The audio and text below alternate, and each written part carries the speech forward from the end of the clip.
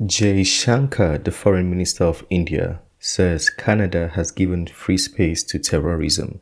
Let's get to it. Well, now, we in the United States have had the experience not only of lectures from India, but lectures from Canada.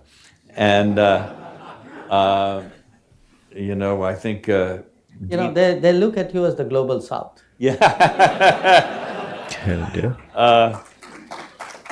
It's one of the more interesting relationships. And I think Dean Acheson once wrote an essay about Canadian criticisms of the United States, and he titled it Stern Daughter of the Voice of God.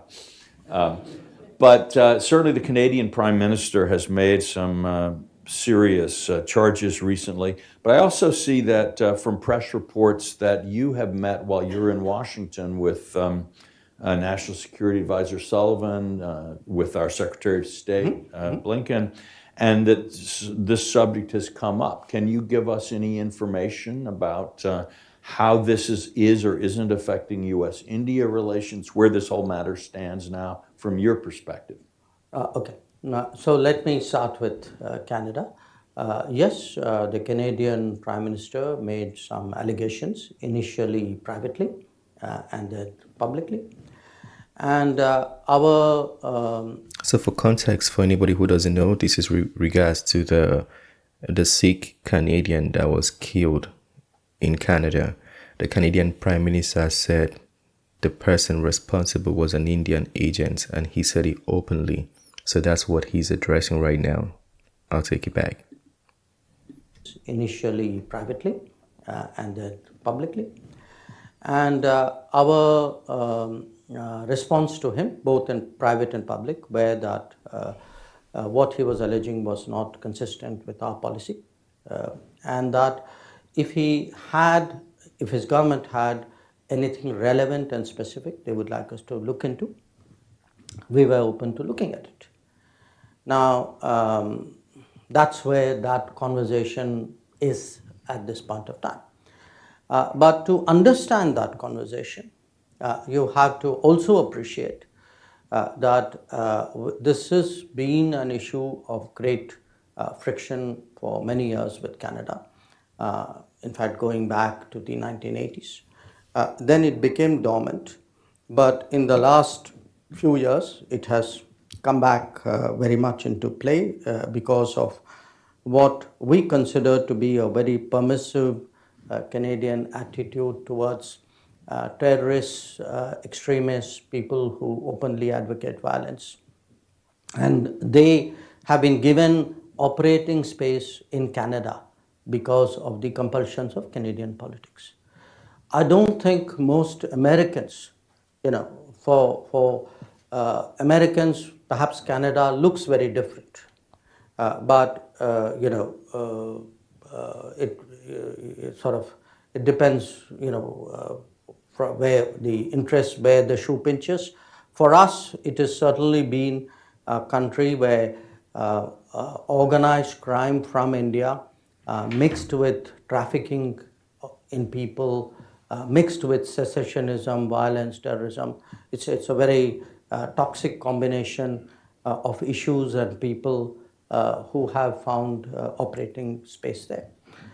So a lot of our tensions with Canada, which well preceded what Mr. Trudeau said, actually come out of that. And today I'm actually in a situation where my diplomats are unsafe going to the embassy or to the consulates. In Canada? In Canada. They are publicly intimidated.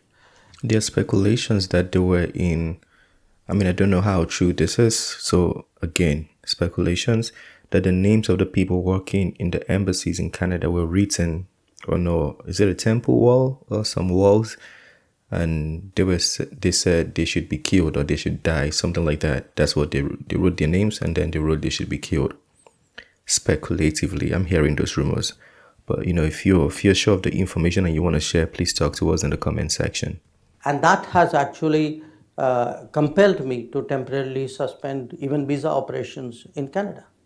So as I said, often countries look very different depending on how you see them and what your interests are. But I have this problem in Canada, and so your question, did I speak about it with Jake Sullivan and Tony Blinken? Yes, I did. And? No.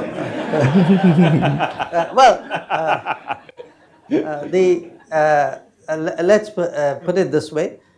They obviously shared, U.S. views and assessments on this whole situation, and I explained to them at some length. What I gave you was a summary of the concerns which I had.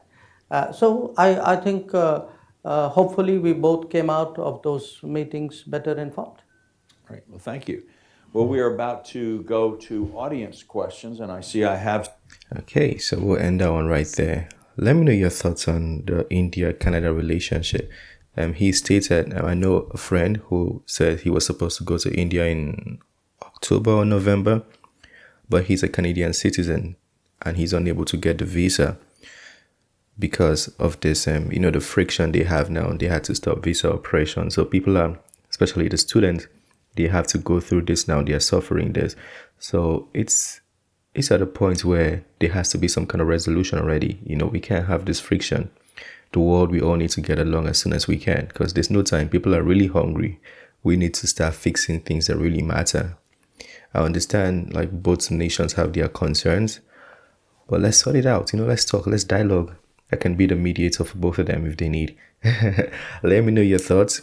If you were to handle a situation like this and you feel like you have the whole context and you want to talk to us about it, feel free to do so in the comment section. That being said, is the end of this one. Smash the like button, subscribe, and I'll see you on the next video. Have a wonderful day. Peace.